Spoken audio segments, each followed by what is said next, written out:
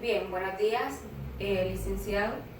Vamos a exponer lo que es el militarismo y el reformismo militar.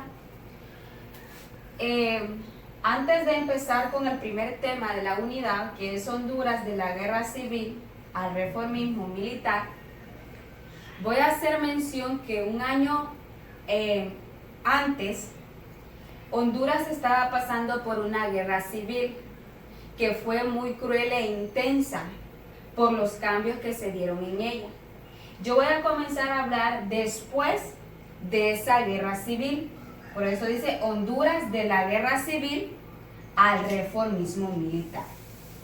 Voy a empezar mencionando de que el enclave bananero y minero trajeron varias consecuencias a lo que fue nuestro país, sobre todo de cara a las relaciones militares y políticas que tenían el imperialismo norteamericano. Poco a poco, los campesinos se vieron como desplazados por las grandes compañías bananeras. Y claro, a esto el gobierno incentivó a las mismas, ¿verdad? A que las mismas compañías desplazaran a los pobres campesinos y que los gobernantes obtuvieran grandes beneficios de que cada quinquenio, cada 5 años, la producción del banano fuera de cifras mucho más elevadas. Significa que cada 5 años la exportación del banano era mucho más grande y claro, las compañías bananeras o el imperialismo norteamericano se vendría muy beneficiado de eso. Viendo la situación en que estaban, ellos trataron de estabilizar lo que fue todo ese imperio que ellos tenían. ¿Cómo lo lograron estabilizar? Bueno, un personaje vino y mandó a traer buques llenos de militares. Entonces, allí viene lo que es el reformismo militar, donde trataron de controlar con esos buques, con esos militares, el imperialismo norteamericano trató, ¿verdad?, de estabilizar o de mantener, viendo que los campesinos están frente a esto, ¿verdad?, frente a esta situación que mucho más que el imperialismo norteamericano se adueñaba más de nuestro territorio. Entonces, como les dije, los buques eran para eso, para mantener como atemorizados básicamente lo que eran los campesinos. Entonces mandaron a traer buques para tener ese imperio, para que ese imperio que tenían esas compañías bananeras no se cayera, no tendría ninguna amenaza. Entonces, ahí es donde viene lo que es el reformismo militar. También se dio el primer desembarque de 125 marinos de este primer buque. Entre tanto, las tropas del general Carías combaten y toman lo que fue el primer municipio fue Choluteca, que fue que tomaron esos buques de guerra con el general Andino para tener, como les dije, atemorizados los campesinos. Luego se tomaron también lo que es o conquistaron también Tegucigalpa. Y así sucesivamente, este reformismo duró 48 años. El reformismo militar en Honduras. Entonces, ya para finalizar, este proceso histórico nos enseña a nosotros que la burguesía no son capaces de solucionar los problemas, ¿verdad?, de una nación o de un estado. Bueno, esto ha sido todo mi participación. Gracias por su atención. Buenos días, mi nombre es Gladys Mejía, soy de la sección L1. El día de hoy te voy a hablar acerca del militarismo y reformismo militar. Honduras de la guerra civil al reformismo militar de 1925 a 1923. El día de hoy te voy a hablar acerca de las causas y consecuencias que se vivieron dentro de esa época. Como primera instancia tenemos lo que es la instalación de las empresas bananeras en Honduras. Segundo punto sería la explotación. Otra de las causas fue la explotación de la mano obrera. El pago, eran explotados, las horas eran mucho más, se trabajaba. También otra de las causas fue la inestabilidad política dentro de Honduras por partidos políticos como el Partido Nacional y el Partido Liberal, que dieron punto de partida también a lo que fueron guerras. También las compañías bananeras provocaron lo que es la huelga de 1954, donde los trabajadores o obreros peleaban o luchaban por sus derechos para que se les fueran escuchados.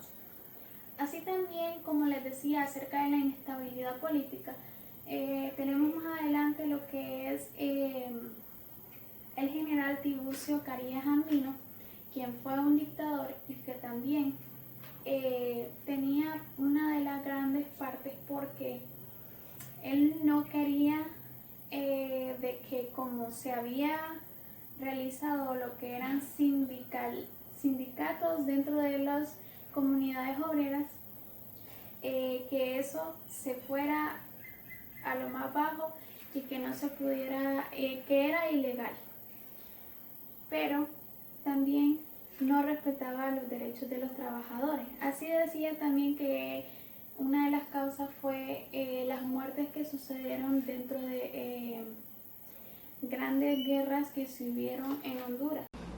Mi nombre es Vanessa Chavarría y estos son los temas que me tocan exponer. Política y modernización del Estado y el Ejército. En 1937, las autoridades municipales sanpedranas enviaron una delegación a Tegucigalpa para consultar con los poderes centrales. El viaje ofrecía lujos provinciales, aunque momentáneos, incluyendo la comida del general Tiburcio Carías Andino en su restaurante, donde su esposa cocinaba los platillos rurales hondureños. Tiburcio Carías Andino y su esposa Elena pasaban su mayor parte del tiempo en Tegucigalpa, ya que el general Tiburcio Carías Andino personificaba una dictadura inteligente deseosa de manchar sus manos con sangre, expresó uno de sus integrantes en 1942. El general Tiburcio Carías Andino en 1937 ejercía el poder de Tegus como dictador, después de que extendieran su plazo como presidente hasta enero de 1943, a pesar de que su elección fue en 1932 y que su plazo terminaba en 1936. A finales de 1950, la estructura económica hondureña cambió por entrada de nuevas personalidades y actores a la política.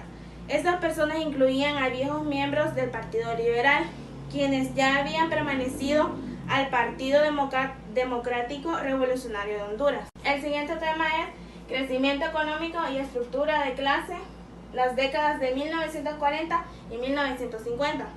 La destrucción del busto de Carías en San Pedro Sula a principales de 1958 fue una señal de los drásticos cambios que ocurrieron en las relaciones políticas del Estado central y el gobierno municipal. A mediados de la década de 1950 se originaron cambios en la economía hondureña después de la Segunda Guerra Mundial. El valor de las exportaciones bananeras se incrementó rápidamente después de 1943 y 1944. Incluso el café se convirtió en un renglón importante para la generación de divisas. El siguiente tema es instituciones y prácticas modernizadoras de Estado después de 1949. Los ganaderos y agricultores importantes de Cortés fundaron la AGAS, la Asociación de Ganaderos y Agricultores de Sula. En 1950, investigadores de la Cámara de Comercio e Industrias de Cortés demostraron por qué el departamento de Cortés proveía más del 30% de ingresos del Estado y que San Pedro Sula y sus problemas necesitaban de atención nacional. En 1949, las cámaras de comercio del país se reunieron en una asamblea nacional en Tegucigalpa. donde los capitalistas más importantes del país hicieron una serie de recomendaciones al general Tiburcio Carías Andino. Debía de considerarlas parte de las nuevas políticas económicas antes de que él dejara el poder en enero de 1949, y se decretó que un comité gubernamental consideraría las reformas financieras para establecer el Banco Central de Honduras y el Banco Nacional de Fomento. Buenas tardes, licenciado. Mi nombre es Pamela. Yo voy a hablarle acerca de la modernización militar ante el golpe de 1956. En octubre de 1956, las Fuerzas Armadas de Honduras derrocaron a otro caudillo de la presidencia. Se convocó a una junta formada por el comandante Héctor, por el mayor Roberto Galvez y por el general Roque Rodríguez. Esta junta fue para realizar algunas gestiones de la amnistía para todos los delitos y fue hasta en 1957 que el general Rodríguez renunció debido a las presiones del Ministerio del Gobierno Militar. El 21 de octubre de 1956 fue el golpe militar después de la Segunda Guerra Mundial. El nuevo liberalismo y la caída de Carías. Durante la década de 1930 y 1940, Carías era solo uno más de los dictadores apoyado por el gobierno de Estados Unidos. También dice que Carías se enfrentó a una huelga en Tegucigalpa, que era formada por unos estudiantes, la cual dejó una masacre de 50 personas, y esto produjo efectos a largo plazo para las elecciones presidenciales. En 1933 se manifestó una oposición para derrocar a Carías, y esto fue por la represión y la violación de la libertad. La apuesta de Villeda Morales por el poder y la institucionalización militar. En 1954 surgió una enemistad entre Galvez y Carías, la cual Villeda utilizó a su favor para las elecciones. Esta enemistad produjo división entre el Partido Nacional, y también en mayo de 1954 se produjo una huelga donde las compañías bananeras no confrontaron, y fue hasta en ese mismo año donde Villeda ganó las elecciones por una mayoría de 48% de votos a su favor. Pero entre 1954 y 1956, Lozano intentó promover una presidencia nacionalista, la cual la Fuerza Aérea planificó un doble golpe contra Lozano por su mal gobierno. Buenas, Lic, mi nombre es Alba Lilian Guillén Romero, de la licenciatura L1, y a mí me tocó exponer un poco acerca de lo que es el golpe militar de 1963, los orígenes y las consecuencias de él.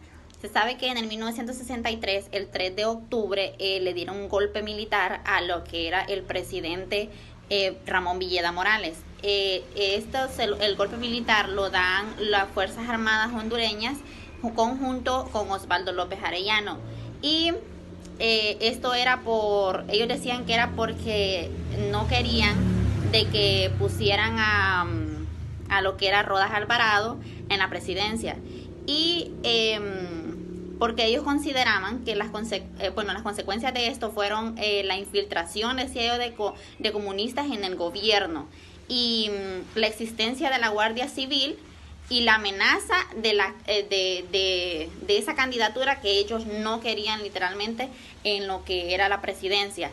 Y como en ese tiempo se puso como presidente interino lo que era Osvaldo López Arellano. Se dice que sabemos de que con lo que fue este asunto de lo que son los golpes de Estado en nuestro país, eso afecta demasiado en el asunto de que dejan un retraso. Eso es un gran retraso para el desarrollo del país, y Esto incluye todo lo que es en la economía, afecta demasiado, entonces esto trae con consecuencias de el empleo, falta de empleo y muchas cosas de que no benefician al pueblo, sino que más bien vienen a perjudicar todo lo que es desde allá arriba hasta el pueblo. Llega el efecto de hacer un golpe de estado militar, y esto fue lo que sucedió en el 1963, que se puso de presidente interino Osvaldo López Arellano.